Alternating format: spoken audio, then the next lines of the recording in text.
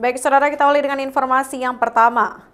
Dua warga asal Bogor, Jawa Barat, AP 35 tahun dan DT 44 tahun ditangkap oleh petugas bandara saat pemeriksaan barang karena menyelundupkan 900 gram sabu di dalam dua pasang sandal yang dikenakannya. Tersangka AP dan DT akan terbang ke Jakarta menggunakan penerbangan Batik Air sekitar pukul 6.30. Namun saat pemeriksaan barang, petugas bandara yang curiga dengan gerak-gerik mereka sehingga melakukan pemeriksaan lanjutan dan mendapati 4 paket sabu dalam dua pasang sandal yang dipakai tersangka.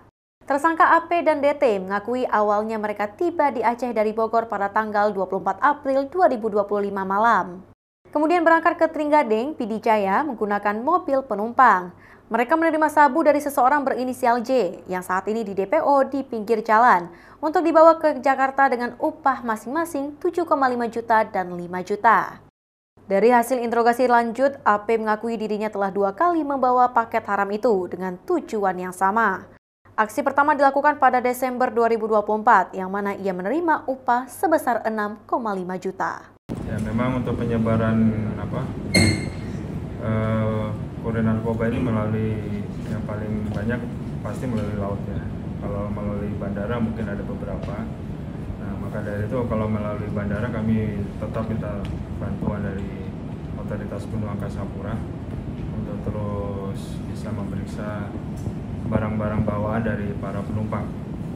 Dan apabila kami diminta untuk backup tenaga dan bantuan, kami akan siap untuk backup dari pihak Angkasa Pura.